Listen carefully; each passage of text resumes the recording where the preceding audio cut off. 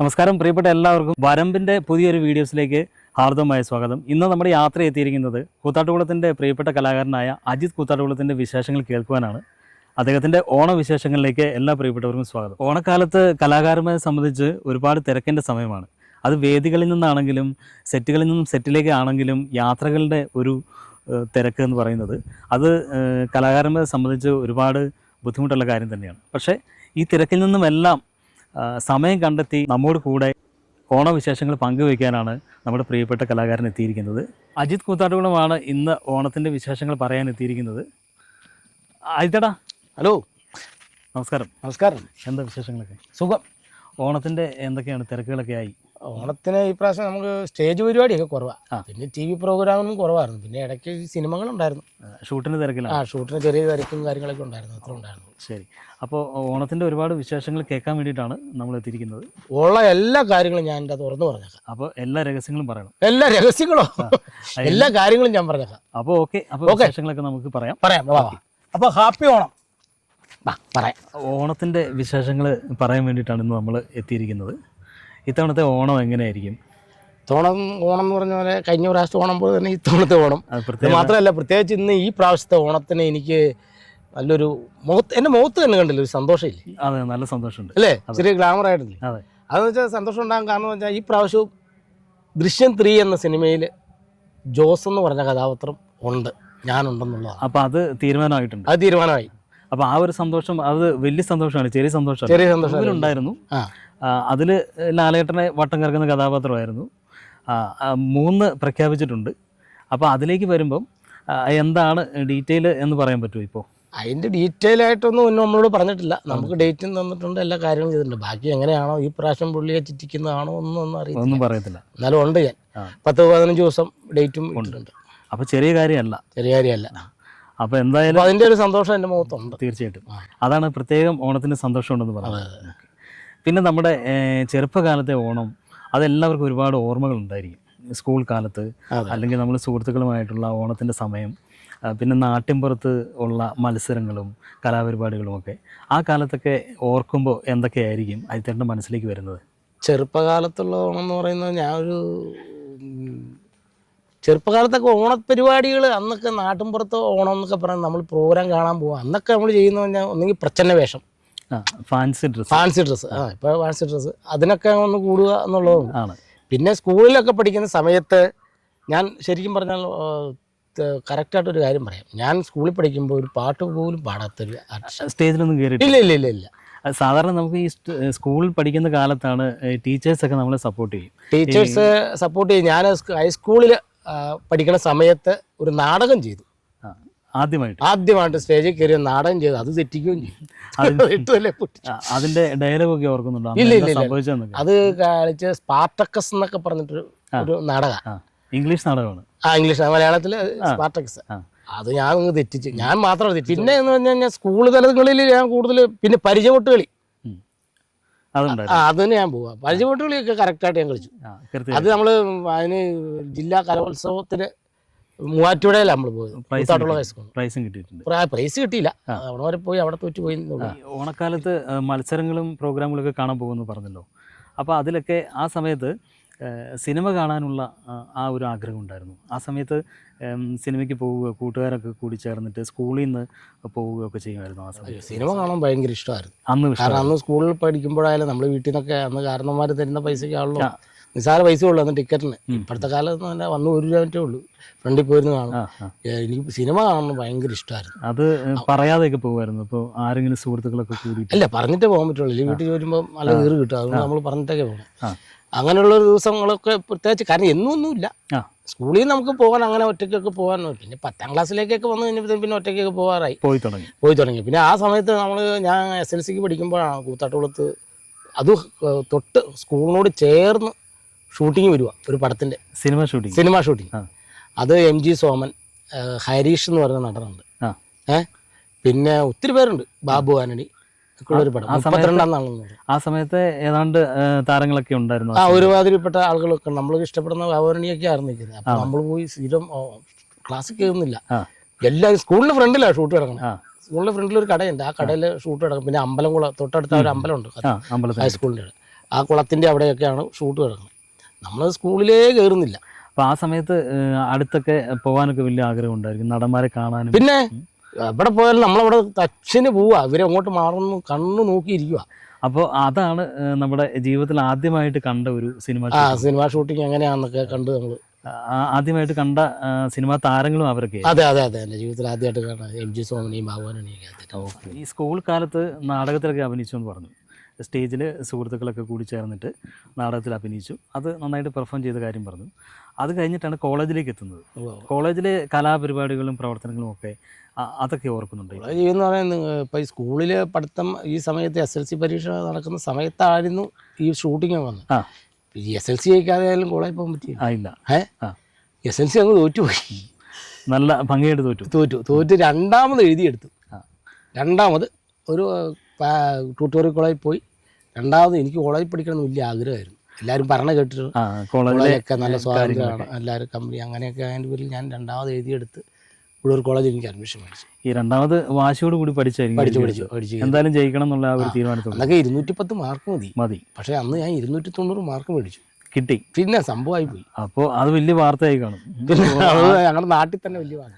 അപ്പോൾ കോളേജിൻ്റെ ആ ഒരു കാലത്തെ ഓർമ്മകളൊക്കെ എങ്ങനെയാണ് സുഹൃത്തുക്കളൊക്കെ ആയിട്ട്? കോളേജിലെ സുഹൃത്തുക്കൾ എന്ന് പറഞ്ഞാൽ എനിക്ക് കിട്ടിയതേ ഫസ്റ്റ് ഗ്രൂപ്പാണ് കിട്ടിയത്. എൻ്റെ പൊന്നൊന്ന് ആലോചിച്ച് നോക്കി, നമ്മളെങ്ങനെയും തട്ടിമുട്ടിയാണ് കോളേജിൽ ചെന്നത്. ഫസ്റ്റ് ഗ്രൂപ്പാണ്. അപ്പോൾ അങ്ങനെ എന്ന് കഴിഞ്ഞപ്പോൾ ഞാൻ ഒരു 5 ദിവസം ഞാൻ ഫസ്റ്റ് ഗ്രൂപ്പിൽ പോയിരുന്നു, ക്ലാസ്സിലിരുന്നു. കണക്കാണ് പ്രോബ്ലംസ് എല്ലാം ഒന്നും മനസ്സിലാകുന്നില്ല, മടുത്തു. അങ്ങനെ വന്നു വെച്ചപ്പോൾ ഞാൻ അച്ഛനെ പോയി കണ്ടു, പ്രിൻസിപ്പൾ അച്ഛനെ പോയി കണ്ട്, അച്ഛൻ എനിക്ക് തേർഡ് ഗ്രൂപ്പ് ആയിരുന്നു മതി എന്നും പറഞ്ഞ് ഞാൻ തേർഡ് ഗ്രൂപ്പ് സ്വന്തമായിട്ട് മേടിച്ച് എനിക്ക് പകരം ഒരു പെണ്ണിനെ അങ്ങോട്ടാക്കി ഞാൻ തേർഡ് ഗ്രൂപ്പിലേക്ക് വരും. പോയി മാറ്റിയെടുത്തു. പക്ഷെ വേറൊരു കാര്യം, എനിക്ക് തേർഡ് ഗ്രൂപ്പിൽ ചെന്ന് എൻ്റെ കൂട്ടുകാരെന്ന് പറയുന്നത് അന്നത്തെ യൂണിവേഴ്സിറ്റി വോളിബോൾ താരങ്ങളായിരുന്നു, സ്പോർട്സുകാരായിരുന്നു. അവരുടെ കൂടെ ആയിരുന്നു നമ്മുടെ ലൈഫ്. അത് 2 വർഷം. കാരണം നമുക്കൊരു പ്രചോദനമായിരുന്നു അവർ. ഇപ്പോഴും നല്ല അവർ കാണാൻ വീണ്ടും പോലീസുകാരുണ്ട്, അതിൻ്റെ അകത്ത് SI വരെ ഉണ്ട്, തിരുവനന്തപുരത്ത് SI ആണ്. അവരൊക്കെയാണ് നമ്മുടെ കൂടെ പഠിച്ചത്. എന്താണെന്ന് വെച്ചാൽ ആ കാലഘട്ടം, കാരണം അവർ വർഷങ്ങളായിട്ട് അവിടെ യൂണിവേഴ്സിറ്റിക്ക് വേണ്ടി കളിക്കുന്ന ആൾക്കാരാണ്, മഹാത്മാഗാന്ധി യൂണിവേഴ്സിറ്റിക്ക് അവരായിരുന്നു എൻ്റെ കൂടെ. കോളേജിൽ ഇങ്ങനെ കലാപരിപാടികളൊക്കെ നടക്കുന്ന സമയത്ത് ഒരു ടീം കോട്ടയത്തുള്ള 2 പേരുണ്ടായിരുന്നു. ഒരു മാത്യൂസ് എന്ന് പറഞ്ഞു, ചന്ദ്രബോസ് എന്ന് പറയുന്നു. അവർ മിമിക്രിക്കാരാണ്. അത് കോളേജിലെ കോളേജിലെ ആസ്ഥാനം. അപ്പം ഞാൻ ചെറുതായിട്ടൊക്കെ മിമിക്രിയൊക്കെ അന്നൊക്കെ ഓരോരുത്തരെയൊക്കെ അനുകരിക്കും, ചെറുതായിട്ട്, കറക്റ്റ് അല്ല എങ്കിലും ചെയ്യും. അങ്ങനെയാണ് ഞാൻ കോളേജിൽ ഇവന്മാർ പറഞ്ഞു അന്ന് ടീമിൽ വാ എന്ന് പറഞ്ഞ് കോളേജിൽ ഞങ്ങളൊരു സ്കിറ്റ് കളിക്കുകയാണ്. അങ്ങനെ സ്കിറ്റ് കളിച്ച് ഞാനൊരു 3-4 സ്റ്റാറൊക്കെ ചെയ്തു. അവിടുത്തെ വലിയ താരമായി. പിന്നെ നമ്മൾ അവിടുത്തെ മെയിൻ ആളായി. കോളേജിൽ പിന്നെ എന്ത് പരിപാടി വന്നാലും ഞങ്ങളുടെ സ്കിറ്റുണ്ട്, സ്റ്റാറുണ്ട്, എല്ലാ പരിപാടി. ഇനി അവിടുന്ന് അവരുടെ കൂട്ടുകാരന്മാരെ ഓണാഘോഷ പരിപാടി ഉണ്ടോ അതിന് നമ്മൾ വിളിക്കുന്നു, ഓണപരിപാടിക്ക്. പിന്നെ അങ്ങോട്ടും ഇങ്ങോട്ടും എല്ലാം പരിപാടികൾ ബന്ധമായി.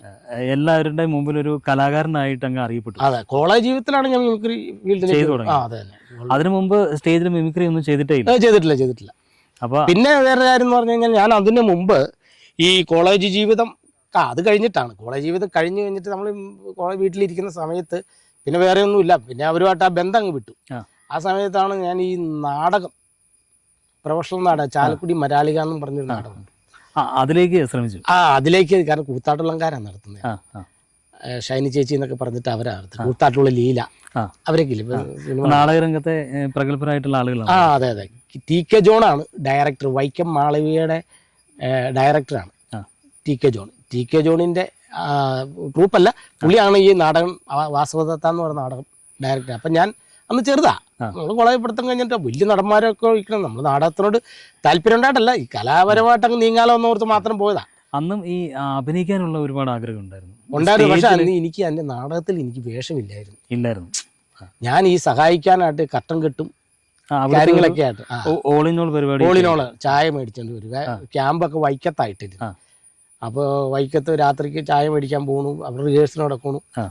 അപ്പോൾ കട്ടൻ കെട്ടാൻ, പിന്നെ അതിനകത്ത് ഉപഗുപ്തം ഉണ്ടല്ലോ വാസവത്തേക്ക്, അതിൻ്റെ ഒരു ശിഷ്യനായിട്ട് ഡയലോഗൊന്നുമില്ല, ഇങ്ങനെ കാവ്യം കൊണ്ട് കൊടുത്ത് തലയൊരു തുണിയിട്ട് നിൽക്കുന്നൊരു സീൻ. അഭിനയിക്കാനുള്ള ആഗ്രഹത്തെ പറ്റി പറഞ്ഞില്ലേ, ആദ്യമായിട്ട് കിട്ടിയ അവസരം സ്കൂളിലും കോളേജിലും ഒക്കെ ചെയ്തു എന്ന് പറഞ്ഞു.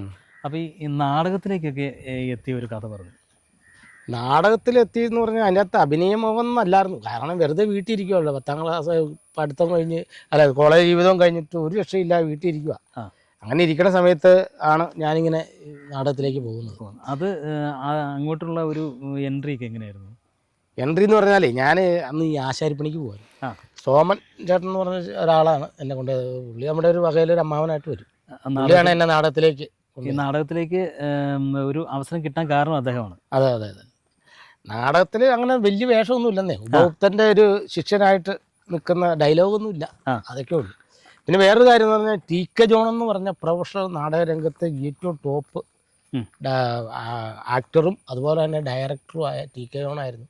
വൈക്കം മാളവയുടെ ടി.കെ. ജോണായിരുന്നു ഈ നാടക സംവിധാനം ചെയ്തത്. അപ്പോൾ അദ്ദേഹമാണ് ഗുരുസ്ഥാനീയനായിട്ടുള്ള ഒരാളായിട്ട് ഈ രംഗത്തേക്ക്. അതെ അതെ അതെ അതെ അതെ. എന്നാലും അവരുടെ ആ സ്റ്റേജിൽ അന്ന് മമ്മൂക്ക തന്നെ പറഞ്ഞിട്ടുണ്ട് ടി.കെ. ജോണിനെ കുറിച്ച് പണ്ട് പറഞ്ഞിട്ടുണ്ട്. ഒരു വേഷം കൊടുക്കാവുന്നൊക്കെ ചോദിച്ചു തന്നിട്ടുണ്ട്.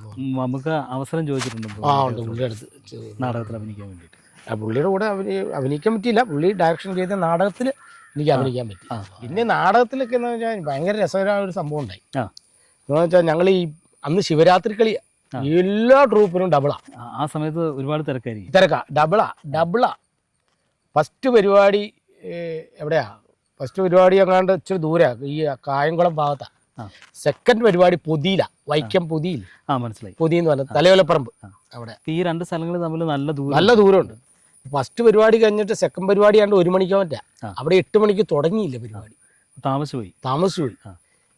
അവിടെ തുടങ്ങിയപ്പോൾ ഇവിടെ 1 മണിക്ക് പരിപാടിയെങ്കിൽ അവിടെ തുടങ്ങി കഴിഞ്ഞപ്പോൾ 9, 10, 11 മണി കഴിഞ്ഞു. പിന്നെ ഇവിടെ നീ സാധനം കയറ്റി ഇവിടെ വന്നാലും നാടകം കളി തുടങ്ങി റെഡി ആയിട്ടെല്ലാം വരണം. 11 മണിക്ക് അവിടെ നാടകം തുടങ്ങിയിട്ട് തീർന്നപ്പോൾ തന്നെ 1 മണിയായി. അവിടുന്ന് ഞങ്ങൾ കയറി വരും. അപ്പോഴേക്കും ഇവിടുന്ന് ഫോൺ ചെയ്ത്, അന്നൊക്കെ മൊബൈൽ ഫോണില്ല. പറഞ്ഞു ഇങ്ങോട്ട് വരണ്ട, പ്രശ്നമാണ്, നിങ്ങൾ വരാത്തതിന് പേര് ആൾക്കാർ പ്രശ്നമാണെന്ന് പറഞ്ഞു. കൃത്യസമയത്ത് എത്താൻ പറ്റില്ല. ആളുകളൊക്കെ നന്നായിട്ട് പ്രതികരിക്കും. അങ്ങനെ വന്നു കഴിഞ്ഞപ്പം എന്തെങ്കിലും ഐഡിയ ഉണ്ടാക്കാൻ പറ്റിയില്ല. അപ്പോൾ നമ്മുടെ കൂടെ അഭിനയിക്കുന്ന സുരേഷ് എന്ന് പറയും, കൂത്താട്ടുള്ളത്, പുള്ളിക്ക് അറ്റാക്കാണ് പറയാം എന്നും പറഞ്ഞു പുതിയ ഹോസ്പിറ്റലിലേക്ക് കയറ്റി. അവിടെ വൈക്കത്ത് ഈ തലവൽപ്പനമുള്ള പുതിയ ഹോസ്പിറ്റലിലേക്ക് കയറ്റി. കൂടെ എന്നെ നിർത്തി. എനിക്ക് വലിയ വേഷമൊന്നും ഇല്ലല്ലോ, അപ്പം ഞാനും നിന്നു. മെയിൻ നടൻ ആണ് ഈ സുരേഷ്, ഉപഭോക്തനായിട്ട് അഭിനയിക്കുന്നത്. സുരേഷിന് അറ്റാക്കാന്നും പറഞ്ഞ് ഞാനും കയറി നിൽക്കുക. കയറി നിന്ന് കമ്മിറ്റിക്കാർ വന്നു. പുതിയ അടുത്ത് തന്നെ ഈ ഹോസ്പിറ്റലിൽ അവർ വന്നപ്പോൾ നേരെ ഇങ്ങനെ മറ്റേ സാധനമൊക്കെ ഒട്ടിച്ച് ഒക്കെ കിടക്കുക. കിടന്നു കഴിഞ്ഞപ്പോൾ അവർക്ക് മനസ്സിലായി അറ്റാക്ക് സീരിയസ് ആണ്. ഇവരങ്ങനെ അങ്ങ് ഒഴിവായി. അതിലെല്ലാം രസം. ഇവരെല്ലാം അങ്ങ് പോയി. നാടകക്കാരൊക്കെ അവിടെ വന്ന് നിന്നിട്ട് നാടകക്കാർ രാവിലെ വന്നേര് ഒന്നും പറഞ്ഞ് നാടകക്കാരും പോയി. ഞങ്ങൾ രണ്ടും തന്നെയായി. പിറ്റേ ദിവസം രാവിലെ വന്നാൽ മതി എന്നും പറഞ്ഞ് ഞങ്ങളവിടെ നിന്നു. ഈ പുള്ളിയുടെ ECG നോക്കിയപ്പോൾ ഒറിജിനൽ അറ്റാക്ക് ഉണ്ടായിരുന്നു. ശരിക്കും അറ്റാക്ക് ഉണ്ടായിരുന്നു. പുള്ളി പേടിച്ചു കാണും. ചെറിയ രീതിയിൽ ഒരു വേരിയേഷൻ കാണിച്ചു. ഇതെല്ലാം കഴിഞ്ഞ് അവിടെ നിന്ന് ഇറങ്ങി കഴിയുമ്പോൾ ഞങ്ങളുടെ പൈസ ഇല്ല. പൈസ ഹോസ്പിറ്റലിൽ പൈസ കൊടുക്കണമല്ലോ, പിന്നെ കൊടുക്കണ്ടേ. ഞങ്ങളുടെ പൈസ ഉണ്ട്. ആരെങ്കിലും നാടകക്കാർ പോവുകയും ചെയ്യും. നമ്മുടെ കൂടെ ഉണ്ടായിരുന്നത്. ക്യാൻറ്റീനിൽ കയറി ഫുഡ് കഴിച്ചു. രാവിലെ ഹോസ്പിറ്റലിൽ ക്യാൻറ്റീനിൽ കയറി ഫുഡും കഴിച്ച് അവിടെ നിന്നിട്ട് പറഞ്ഞു, ഞാൻ സുരേഷിനോട് ചോദിച്ചു, സുരേഷ് എങ്ങനെ വീട്ടിൽ പോകണേ? പതുക്കെ ആ റോഡിലേക്ക് ഇറങ്ങാം. വൈക്കം കൂത്താട്ടുകുളം തൊടുപുഴ റോഡാണല്ലോ. പതുക്കെ അങ്ങ് ഒന്നും അറിയാത്ത പോലെ പതുക്കെ അങ്ങ് ഇറങ്ങി നിന്നു. ഒരു തൊടുപുഴ ബസ് വരും, ചാടി കയറി. ബസ് പെട്ടെന്ന് കയറി ഒരു ബസ് അതിലേക്ക് വന്നു, തൊടുപുഴ ബസ്. അതിന് ചാടി കയറി നേരെ കൂത്താളത്ത് വന്ന് ഇറങ്ങി. കൂത്താട്ടുകുളത്ത് വന്ന് ഇറങ്ങുമ്പോൾ അവർ ഫോൺ വന്നു ഹോസ്പിറ്റലിൽ നിന്ന്. ചാടി പോകുന്നുണ്ട്, പൈസ എത്തിക്കണം എന്ന് പറഞ്ഞു. ഹോസ്പിറ്റലിൽ അറ്റാക്ക് ആയ ആൾ ഓടി രക്ഷപ്പെട്ടു. അങ്ങനെ രസമായ സംഭവം. ഒരുപാട് തിരക്കുകൾക്കിടയിൽ നിന്നുമാണ് അജിത്തേട്ടൻ നമ്മളോടൊപ്പം ഓണത്തിൻ്റെ വിശേഷങ്ങൾ പങ്കുവെക്കാനെത്തിയത്. അപ്പോൾ ചേട്ടാ, താങ്ക് യു, ആശംസകൾ. ഹാപ്പി ഓണം. ഓണിക്കാം. ഓക്കെ കേട്ടോ. സന്തോഷത്തിൻ്റെയും സമൃദ്ധിയുടെയും ദിനമായ ഈ ഓണനാളിൽ നമുക്ക് ഒന്നിച്ചണിചേരാം വരമ്പിനോടൊപ്പം. വരമ്പിലെ എല്ലാ പ്രേക്ഷകർക്കും എൻ്റെ ഹൃദയം നിറഞ്ഞ ഓണാശംസകൾ.